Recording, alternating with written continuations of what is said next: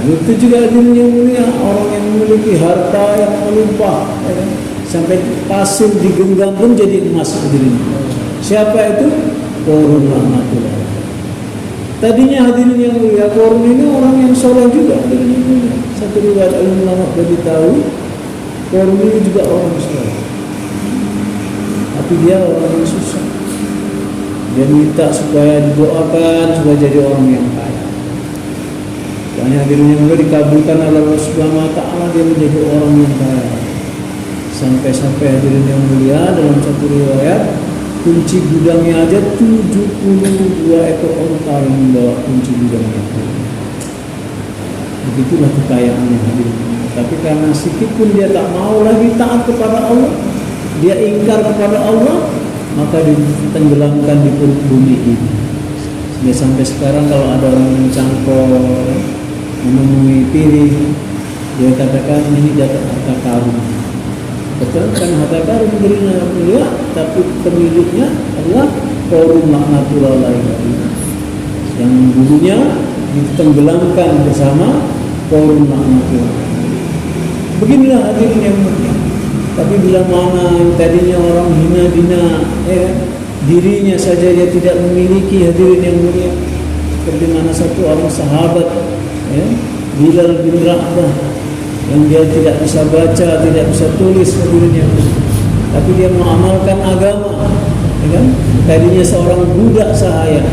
Bahkan hadirin yang mulia, kata alim ulama dalam satu riwayat kita itu sahabat itu, kalau majikannya mau naiki onta atau keledai, maka punggung dia lah jadi tangganya. Tapi kalau karena dia mengamalkan agama, yang mengamalkan agama cara sunnah baginda Rasulullah, maka dia pun selamat sampai akhir-akhir daripada riwayat dia, hadirin yang mulia. Dia tidak ada titelnya, tapi dia jadi gubernur di Damsyik. Dan Allah Subhanahu wa taala berikan istri yang soleha, bahkan cantik rupawan, keturunan daripada raja. Itulah hadirin yang mulia. Orang-orang yang tadinya hina, dia mengamalkan agama, maka dia sampai sekarang namanya pun harum hadirinnya. Di setiap musala, di setiap kampung ada namanya Pak Bilal. Wangi namanya. Setiap kampung, setiap masjid ini musolanya ada Pak Bilal. Nah, inilah hadirin yang mulia. Jadi hadirin yang mulia, hari ini hadirin yang mulia, kata alim ulama, kita ini seperti seorang musafir. Seorang musafir yang mengikuti musafir orang-orang yang terdahulu. Nah, musafir yang pertama sudah selesai dia hadirin yang mulia, sudah aman dia. Kemudian selesai musafir yang kedua juga sudah aman. Karena apa? Dia ikuti musafir yang pertama. Siapa musafir yang pertama ini? Yaitu para nabi dan rasul. Kemudian musafir yang kedua yaitu para sahabat, tabi'in, syuhada, mereka yang telah berhasil. Nah, kalau hari ini hadirin yang mulia, kata alim ulama, kalau hari ini kita tidak ikuti dari musafir yang pertama dan yang kedua, maka insya Allah kita akan binasa hari ini, akan hina, akan bernasib seperti mana orang-orang tadi hadirin yang mulia. Walaupun dia pejabat, walaupun dia punya harta melimpah ruah, tapi karena dia tidak amalkan agama, maka akan bernasib sama hadirin. Bahkan hadirin yang mulia, kata alim ulama, akan dibangkitkan bersama kaum itu. Bila mana dia mengikuti satu kaum, menjadi ittiba satu kaum itu, maka dia akan dibangkitkan bersama kaum itu. Kalau dia kaum yang dilaknat Allah, maka dia akan dilaknat juga sama. Kalau dia mengikuti kaum yang diridhai Allah, maka dia juga akan diridhai Allah. Jadi hadirin yang mulia, tinggal kita hari ini mulia, dengan sisa-sisa umur kita ini, mau kemana kita sekarang? Mau kemana? Mau ikuti yang mana? Gak ada yang tengah-tengah dunia, cuma hanya kiri dan kanan. Yang kanan para nabiin, syuhada, sidikin, sholihin. Yang kiri orang-orang yang dilaknat oleh Allah SWT. Tinggal pilih yang mana. dengan sisa-sisa umur kita sebelum sampai daripada khor-khor kita ini hadirin yang mulia, sebelum sampai tenggorokan umur kita yang tadi, maka segeralah kita bertobat hadirin. Mari hadirin yang mulia, kita sama-sama taubat kepada Allah Subhanahu wa taala untuk meninggalkan kebiasaan-kebiasaan tabiat-tabiat yang buruk menuju ke jalan yang benar. Dengan bagaimana? Mencontoh sunnah baginda Rasulullah sallallahu alaihi wasallam, dengan mendakwahkan agama, ya kan?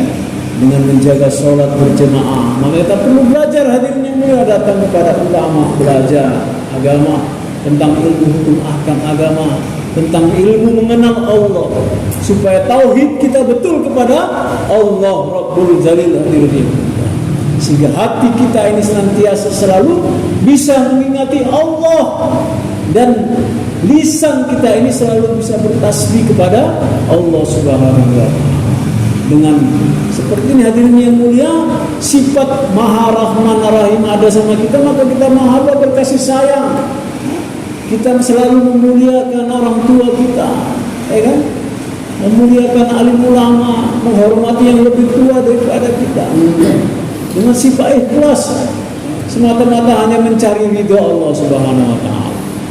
Hadirin yang mulia, tidak ada jalan lain kecuali seperti kita mengikuti orang-orang terdahulu pengorbanan dalam agama. Mereka korbankan harta dan diri, masa, jiwa dan raganya hanya untuk agama Allah Subhanahu wa taala.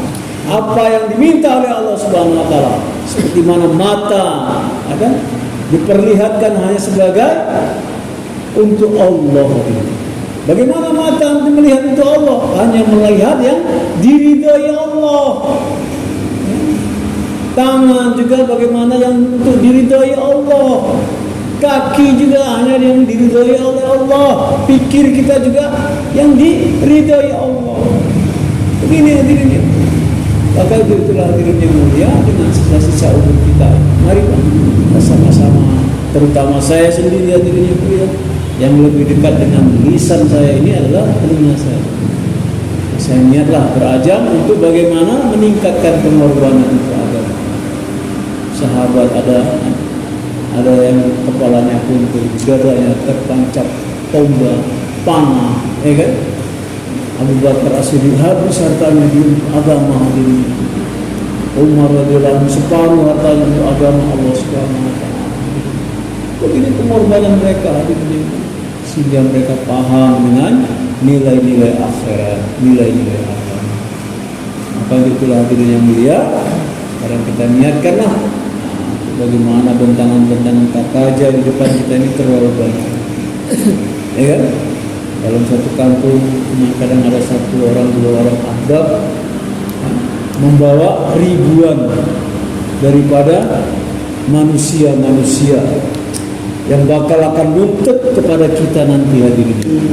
Kalau kita tidak buat dakwah kepada mereka, kalau mereka tidak kita ajak hadirin. Kadang-kadang hari ini kita masih tenang-tenang, masih tenang-tenang, senang-senang, ya kan? Insyaallah dan niat dengan harta dan diri kita ini korban kami jalan Allah. Subhanallah wa bihamdihi, subhanallah wa bihamdika, asyhadu an la ilaha illallah. Assalamualaikum warahmatullahi wabarakatuh.